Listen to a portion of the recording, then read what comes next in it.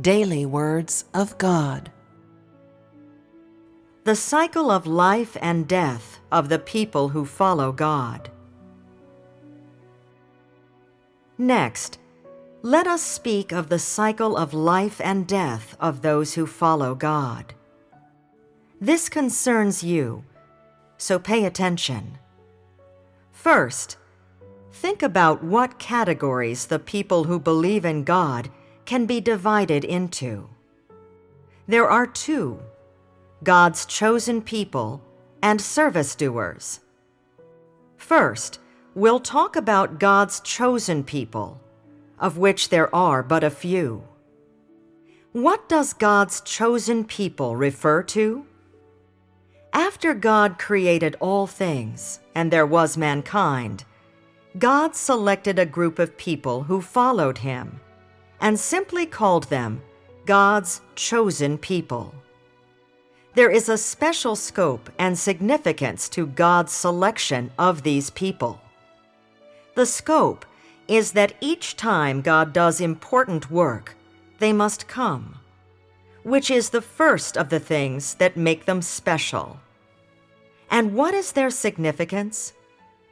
Their selection by God means that they hold great significance, which is to say, God wishes to make these people complete and make them perfect, and after His work of management has finished, He will gain these people. Is this significance not great? Thus, these chosen people are of great importance to God, for they are those whom God intends to gain. Whereas the service doers, well, let's depart from God's predestination and first talk of their origins. The literal meaning of service doer is one who serves. Those who serve are transient. They do not do so long-term or forever, but are hired or recruited temporarily. Most of them are chosen from among the unbelievers. When they come to earth is when it is decreed that they will assume the role of service doers in God's work.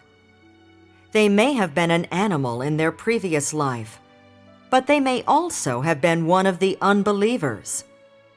Such are the origins of the service doers. Let us return to God's chosen people. When they die, God's chosen people go somewhere completely different from the unbelievers and the various people of faith.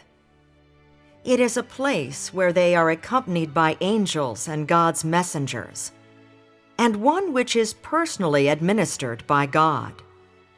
Although in this place, God's chosen people are not able to behold God with their own eyes, it is unlike anywhere else in the spiritual realm. It is a place where this portion of people go after they die. When they die, they too are subject to a stringent investigation by God's messengers. And what is investigated?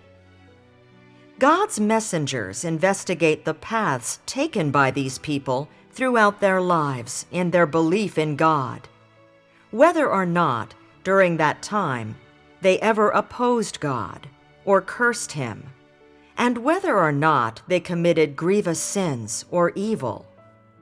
This investigation settles the question of whether the person leaves or stays. What does leave refer to? And what does stay refer to? Leave refers to whether, based on their behavior, they remain among the ranks of God's chosen ones. Stay refers that they can remain among the people who are made complete by God during the last days. For those who stay, God has special arrangements. During each period of His work, God will send such people to act as apostles, or to do the work of reviving the churches, or tending to them. But the people who are capable of such work are not reincarnated as frequently as the unbelievers, who are reborn time and time again. Instead, they are returned to earth according to the needs and steps of God's work, and are not those who are reincarnated often.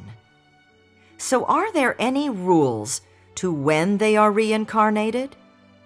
Do they come once every few years? Do they come with such frequency? They do not. What is this based on? It is based on God's work, on the steps of His work, and His needs, and there are no rules. What is the only one rule? It is that when God does the final stage of His work during the last days, these chosen people will all come among man. When they all come, this will be the last time that they are reincarnated. And why is that? This is based on the outcome to be achieved during God's last stage of work. For during this last stage of work, God will make these chosen people entirely complete. What does this mean? If, during this final phase, these people are made complete and made perfect, then they will not be reincarnated as before. The process of being human will come to a complete finish, as will the process of reincarnation. This relates to those who will stay.